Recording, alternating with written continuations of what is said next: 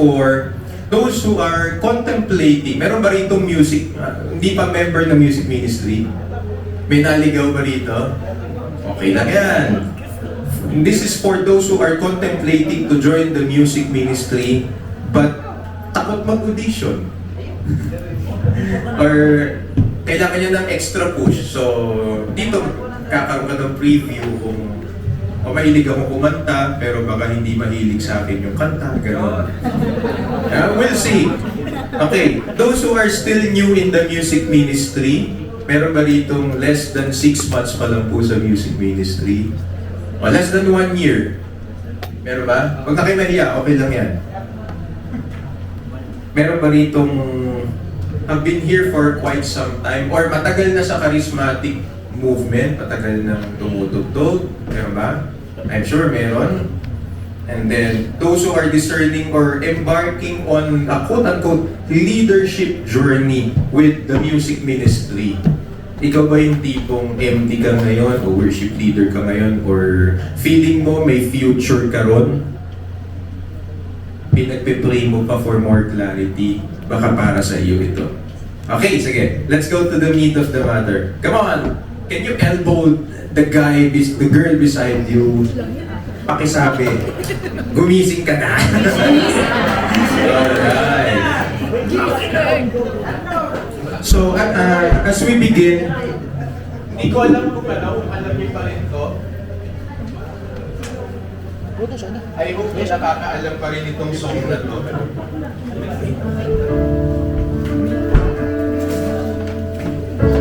Dahil music ministry workshop po ito. Siyempre dapat gagawa tayo ng music. And right now, brothers and sisters, we just want to be in the presence of God.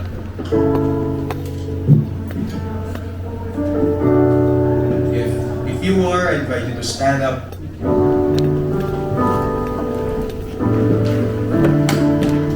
If you know this song, sing it from the heart.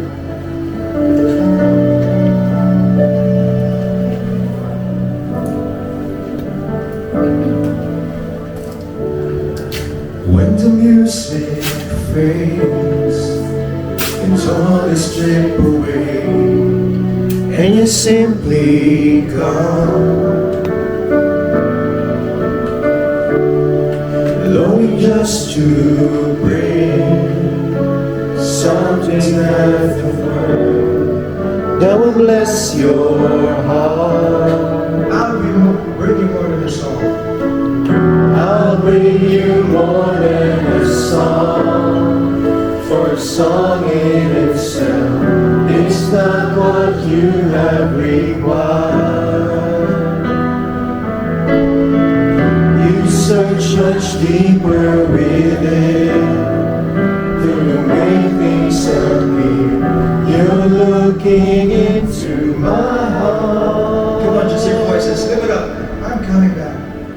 I'm coming back to the heart of worship, and it's all about you.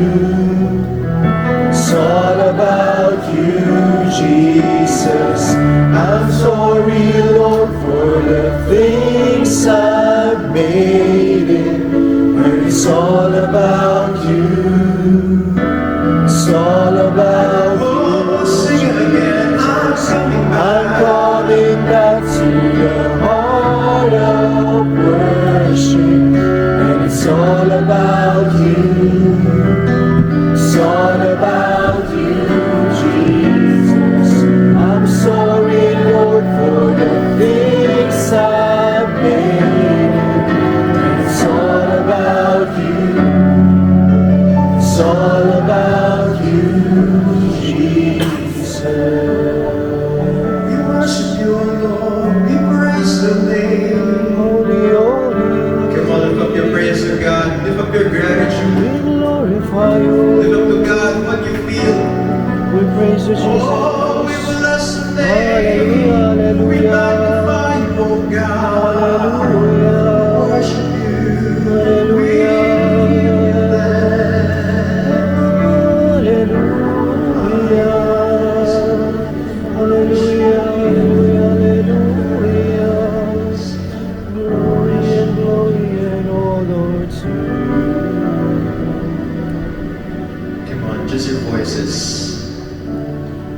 I'm coming back to the heart of worship, and it's all about you. It's all about you, Jesus. I'm sorry, Lord, for the things I've made it. When it's all about you,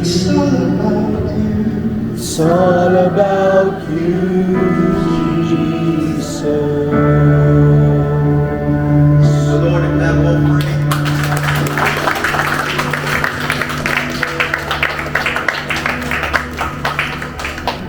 Hallelujah. Sarap ba?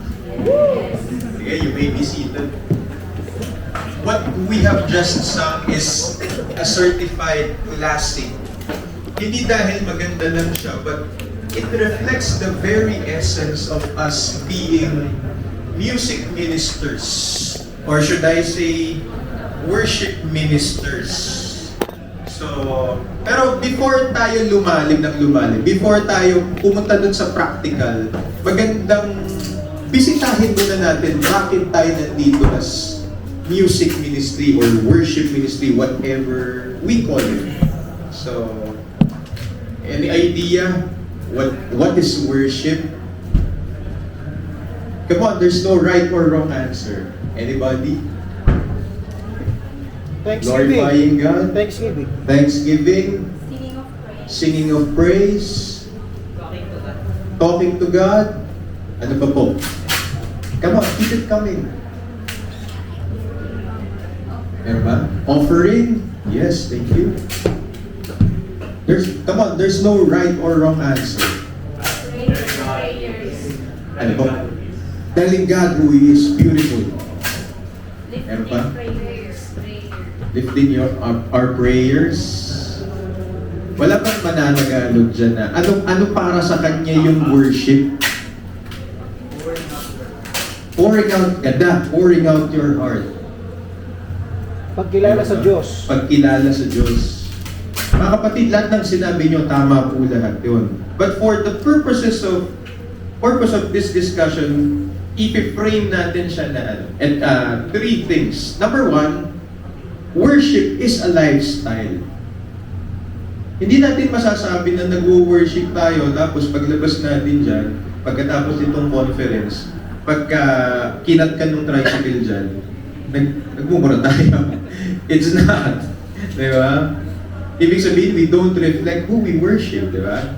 And then, number two, yung kanina sinabi, ang ganda ng sagot mo, brother. Ano yun? Pouring out your heart. Worship is relationship. Diba? It reflects our relationship with our Creator. It reflects our relationship with who we worship. Diba? Diba, ang sarap pakinggan. Meron po ba dito mga tatay na, may anak, magulang na? Diba, ang sarap pakinggan nun yung anak mo naglalambing sa'yo. Pero bibigay mo naman talaga yung gusto niya, yung hinihingi niya, pero gusto mo maglalambing pa rin siya. Gusto mo yung ginaganyan-ganyan yung ulo mo. Gusto mo yung aakap sa'yo, di ba? It reflects who we are before God, di ba? Ilalambing ba natin si Lord? Kasi kung hindi tayo malambing sa bahay, and I'm sure maraming hindi malambing. Meron ba dito meron pa may jowa dito? Meron, di ba? I'm sure naglalambingan kayo. But my question is, nilalambing ba natin si Lord? Think about it, brothers and sisters. Okay, number three. Worship comes by nurturing our relationship with God every day until it becomes part and parcel of who we are. So, ibig sabihin, as we worship, hindi naman kailangan perfecto tayo, mga kapatid. Lahat naman tayo makasalanan. But at the end of the day, when we pour out our heart to God and we gain confidence as He answers our prayers, as we feel His presence in trials and we become victorious day by day, minute by minute, tumataas yung confidence natin kay Lord, di ba? Tama? And that becomes part of our worship. So, ibig sabihin, pag may napagtagumpayan tayo, lalong ang sarap mag-worship, tama? So, I want you to think about these things. Kasi ayokong i-define natin yung worship na na bookish. Gusto ko yung yung natural na nafe-feel na natin. Tama ba? Can we relate? So, the Bible says, true worshipers will worship the Father in spirit and in truth. So, ano ibig sabihin ng in spirit and in truth? Unang-una, spirit, di ba? Kailangan, may spiritual aspect, may spiritual preparation tayo, aware tayo. And in truth, ano yung truth? Ano yung what is practical? Tama? So, it emanates from that. Amen? Amen po ba? So, worship is not about, lalo na music ministry, it's not just meron tayong chord sheet, meron tayong, meron tayong tracks. Oo, ang ganda niyan. Actually, ang swerte nga po natin ngayon, meron ng ganyan. Maraming salamat sa feast worship kasi everything is already prepared for us. Dati nung panahon namin, yun ang tanong. So, bigyan ko yung hint. Wala pang PICC po nun. Nasa Valle Verde pa po si Poe. I was there. So, imagine, anong taon nyo? Yun ang tanong. Imagine nung araw, what we had were, alam niyo pa ba yung mga Gen Z, alam niyo pa ba MP3? Meron pa ba MP3? Meron naman. Hala ko obsolete rin. Ngayon kasi in the age of YouTube and Spotify, it's becoming a rare thing. Ako kanina nakikinig ako ng worship sa sasakyan ko. Stuck po yung stereo ng sasakyan ko, wala pong Bluetooth. So ginawa ko, meron ako USB, kinonect ko sa kanya, puro MP3 tumutugtog. Tapos meron doon isang folder, nakalagay Choice Worship. Andun lahat ng mga compilation ko ng mga kopong-kopong pa na worship na tumatak sa akin. So imagine diba, ganun nakatagal. Weekly sinesend sa amin ng coordinator yung MP3, ini-email niya. Yahoo Mail pa po nun. Tapos kailangan nun yung 10 minutes na lang. Oh my God. Sige, kaya yan. I thought 2:30. Sige, kaya yan. Okay. Ayan. Asan tayo? MP3. So imagine, ngayon, spoil tayo ngayon, meron na tayong chord sheet, meron pa tayong tracks. Sisiprahin na lang natin, tama? But that's just the other half. The other half is our spiritual preparation. So now, what is the role of music in worship? So, yung kanina, yung spiritual preparation, that's personal worship. Now, this one is group worship. So, you see the distinction. So, when we say group, ibig sabihin, meron na tayong ibang kasama. Meron ng ibang dynamics. So, we operate by, meron na tayong standards, tama? So, the Bible says, I will sing to the Lord all my life. I will sing praise to God while I live. May my meditation be pleasing to Him. I will rejoice in the Lord. So, familiar ba sa inyo yung verse? Diyan galing yung I will sing I will celebrate the wonder of your name. Yan galing.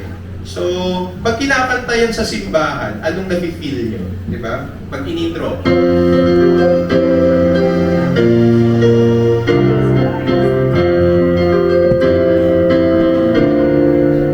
Yung pala yung lumang intro, di pala alam yung mga kabataan. Ganda yan, di ba?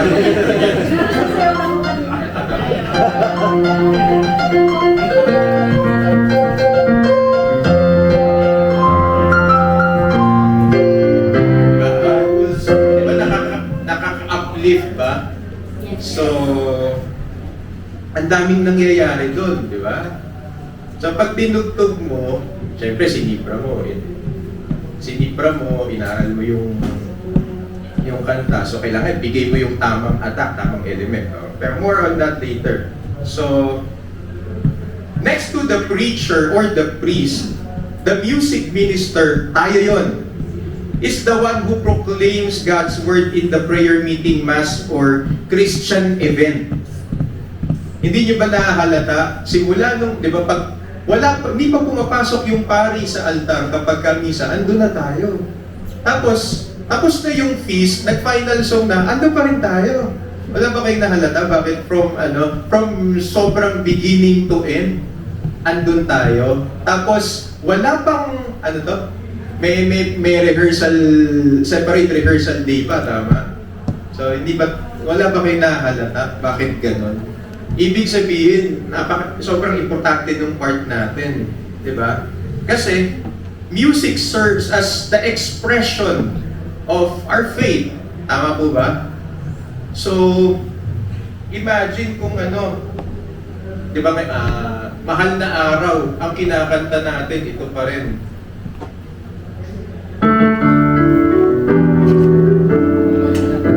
Mahal na araw.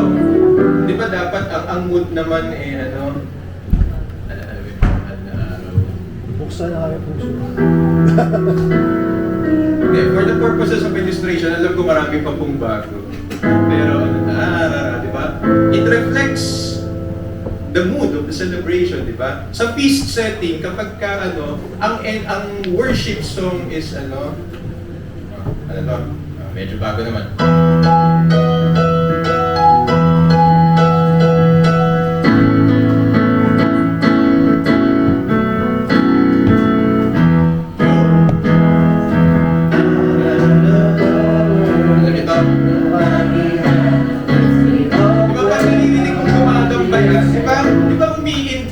Umiindak yung mga tao, kulang na lang may spring yung sapatos ng mga tao, tatalon talaga yun ng mataas tama? Kasi yun yung kino-convey ng music di ba? So, okay, this is what the Catholic bishops of America say about music. So, come on, read with me. Among the many signs and symbols used by the church to celebrate its faith, music is of preeminent importance. Ibig sabihin ng preeminent. Ano ibig sabihin ng preeminent?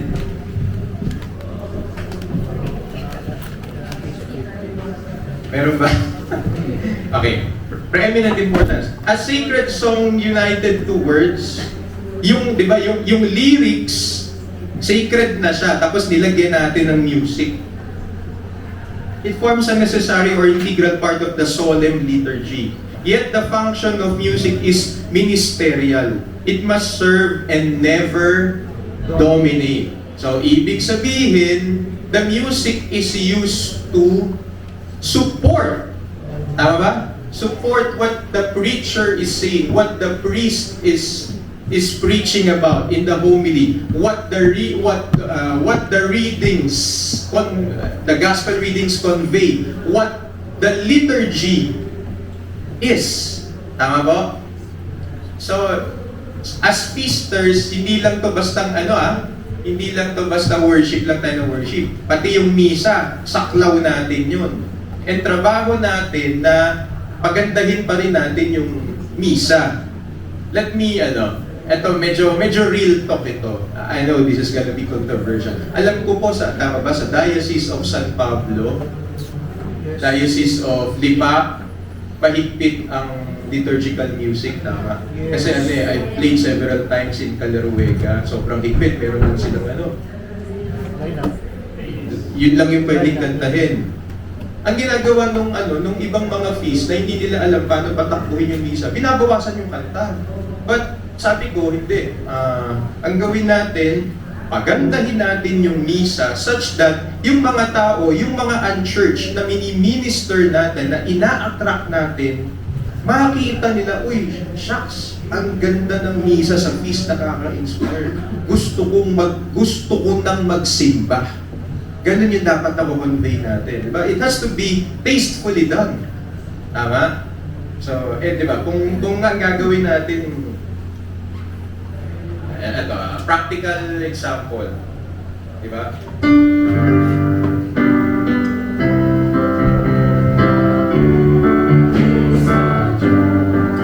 Misa, imagine ang misa natin ganyan.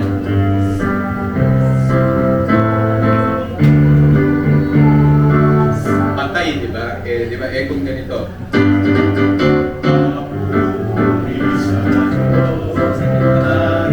Di ba mas umiitak yung mga tao? Yes. So ayan. Next, music should assist the assembled believers to express and share the gift of faith that is within them and to nourish and strengthen their interior commitment of faith. It should heighten the text so that they speak more fully and more effectively. Kasi di ba, kaya nga natin nilalagyan ng music para mas matandaan natin, di ba? Di ba, kailan ka last naka-memorize ng kanta na hindi mo naman nakikita ang lyrics? Di ba, kapag ka naririnig mo lang? So, ganun din yung yung ginagawa natin, di ba? I bet, memorizing nyo na yung lyrics ng mga feast worship songs na hindi nyo naman talaga nakikita ang lyrics. Di ba? Kakapakinig natin. And then, the quality of joy and enthusiasm which music adds to community worship cannot be gained in any other way. It imparts a sense of unity. Dahil alam na ng congregation yung mga kanta, united na ngayon, di ba? And sets the appropriate tone for a particular celebration. Ang ganda, di ba? Nadadigest nyo ba? So, okay, now, paano natin gagawin yan? Brother, hindi ho ako trained. Ano lang ho ang inaral ko? Chords lang ho. Diba? Average lang ho ako. Sa banyo lang ho ako kumakanta. Okay, you know what the X factor is? Okay lang yan kung beginner ka ngayon o kung hindi ka pa masyadong bihasa. What is important is you have the... Next slide, please. What is the X factor? Sa tingin nyo, anybody? Passion. Ikaw ba yung tipong atat na atat kang tumugtog o hindi ka makakatagal na hindi mo matitis na hindi ka attend ng feast kasi gusto mo yung mga kanta, gusto mo mag-worship. If your answer is yes, then good for you. You already solved half of the equation. Bakit po? Kasi because of your burning desire, di ba? When you say passion, it's a burning desire, intense feeling. Passion will always show Walang passion na forever na magtatago. Lalabas at lalabas yan. Di ba? For example, yung kumanta ka sa banyo, passion, may passion yan Di ba? Sobrang idol mo yung singer, kinakanta mo yung kanta niya sa banyo, hindi mo alam, ang galing mo pala. Tapos, okay, here's the thing. Hindi lang pwedeng din puro passion. Kailangan, may resolve ka rin na i-improve yung craft. Tama? So, you enroll yourself in lessons, mag-YouTube ka, dami na, grabe. During our time, kailangan po mag-enroll ng lesson. Ngayon, YouTube na lang. O kaya, if in case you will use YouTube, see to it na kahit once a month na papakinggan kayo ng talagang totoong teacher. Kasi para nakukorek yung bad habits. So, ayun. Okay, let's go to tama 5 minutes na naman. Time's up na 2 minutes. Practical. Ito na, punta na tayo sa practical. Feast worship. Ano yung identity natin as the feast? Anybody? Ano yung common sa lahat ng feast na ginagawa? Diba?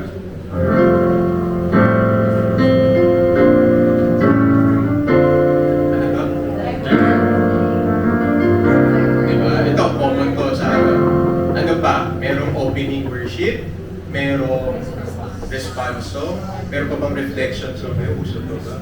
Reflection, pag diniscern ng worship leader na gusto niya ibang song, okay din yon. Are you doing yung dalawang opening song na kapag nice.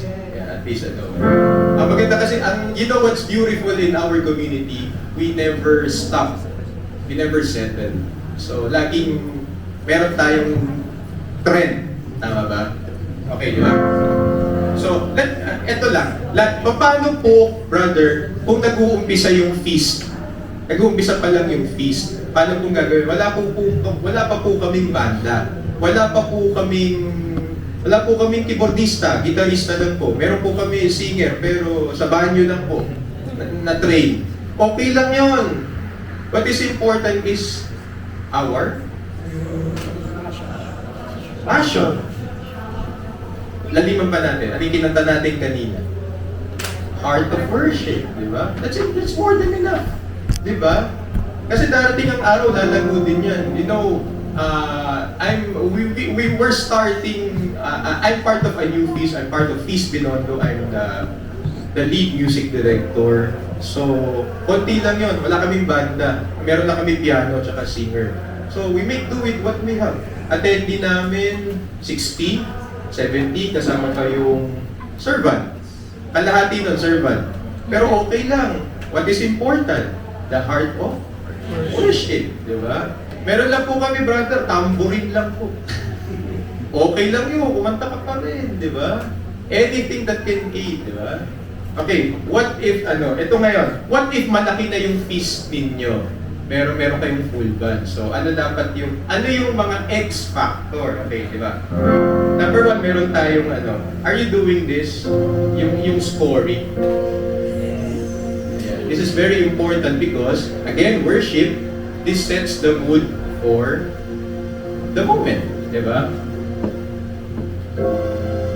Actually, ang daming pwedeng i-discuss dito para kailan ka magpapalit ng chord. It usually, kanya, di ba? And a light unto my path.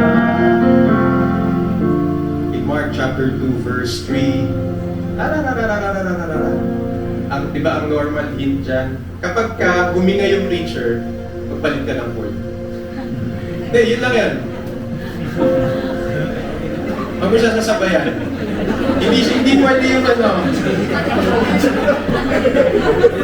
Sige, ikaw yung preacher. Hindi, kunyari, ito, nasama ko na po kayo. Diba, From Malachi 3:10, bring the whole tithe into the storehouse, that there may be food in my house. And see if I don't open the floodgates of heaven. Diba? So, hindi mo siya sasabayan na bring the whole tithe into the storehouse, that they may be food in my house. Gulo eh. Diba? Diba? Relate ba? Relate? Relate. Paano po, brother, pag gitara? Same thing. Let the word linger. Bram, kunyari na lang gitara. Bram. Diba? Ayun, yun lang. What is important is we set the mood, diba? Okay, the whole the whole feast is one whole story, one whole experience. So may misa, sa misa, pinaganda natin yung misa, di ba? Pagdating sa opening worship, bigay na bigay yung music ministry. Pagdating sa dying word, seamless siya dapat. Hindi yung iskot ka ng iskot, tapos yung background music mo, tatlong chord, paulit-ulit. Pwede ka naman mag-variation, di ba?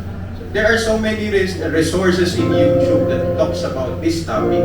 So, hindi ko may tuturo masyado yung technique that will entail another workshop. Sana magkaroon tayo ng workshop in the future for the MDs. Pagdasal niyo po. Ayan. Okay. Now, paano po kapag malaki na yung feast? How do we prepare? Paano yung practical na preparation? So, 4 yan. So, next slide please. Ay, hindi yan.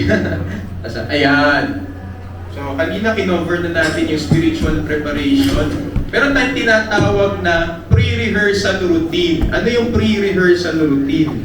Di ba nagkasundo na sa mga songs? Paano po nagpe-prepare ang MD, kunyari, tsaka yung mga singers o yung banda? Okay, kung ikaw banda ka, syempre sisipra ka, binigay na yung songs. Pag sinipra mo, dapat kahit pasikot-sikutin yung sequence, alam mo kung saan ibabalik. Diba? Kahit itakbo yung yung chord sheet mo o lumipad, dapat alam mo kung paano. Instinct, diba? Okay, if you are a singer, dapat may study audio, alam mo na yung naaral mo na yung voicing. Para kapag binali-bali na ni MD, iba-iba na yung sequence sa ni worship leader, very natural sa atin na ibalik. Diba? Yan, galing sa saan siya galing? Diba? as far above the earth. Ways are higher. Tapos inabyo ka agad. So what is meant for me to say?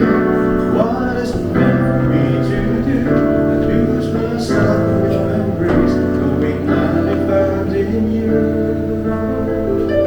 Take away the love from me.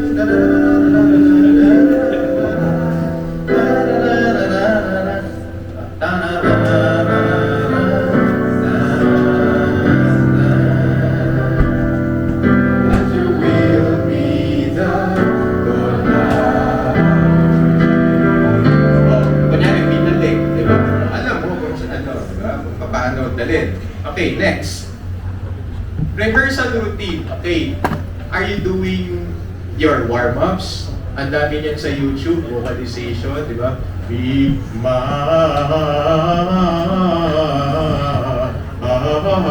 di ba? Kasama po yan.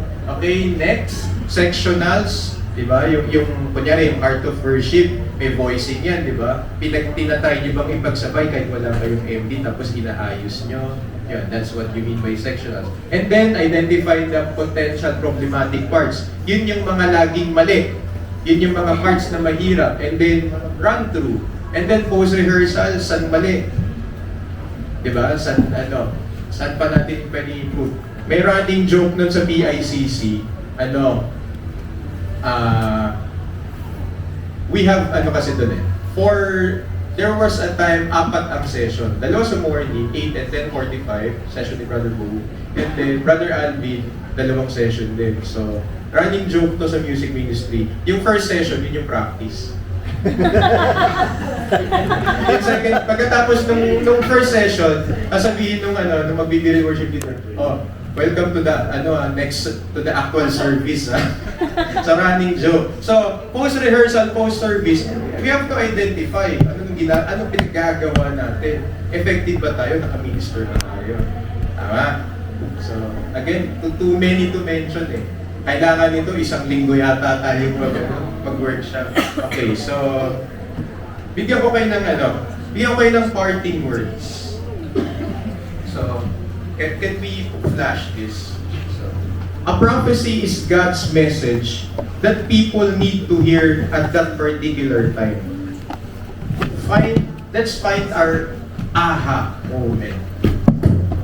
I'm sure meron tayo nito. Itong kinanta na to, grabe, hindi mo makalimutan. Sobrang suwak doon sa nafe-feel mo. Kunyari, iniwan ka ng boyfriend mo, yung worship song, gano'n. Tapos na-relieve ka. Pag tatatakin sa'yo Diba? Lalo na yan, mga break-up o kaya hindi ka natanggap sa trabaho, na-reject ka. Sobrang yan yung mga may aha moment na may makaka-relate ka talaga dun sa song Tama? So, pagka may gano'n, di ba may hugot ka di ba? Own the song. Kahit hindi mo masyadong alam, pero di ba may naiwan sa'yo kahit 1 linya na. Own it, panghawakan mo siya. So, ayun, parting words, don't stop learning. And don't stop nurturing your craft. As music ministers, we're in for a lifelong of learning. And I pray each and everyone na you continue to reignite the passion. So that's my message to you, parting words. Palakpakan niyo po si Brother Simon Santos. Thank you. May natutunan ba kayo?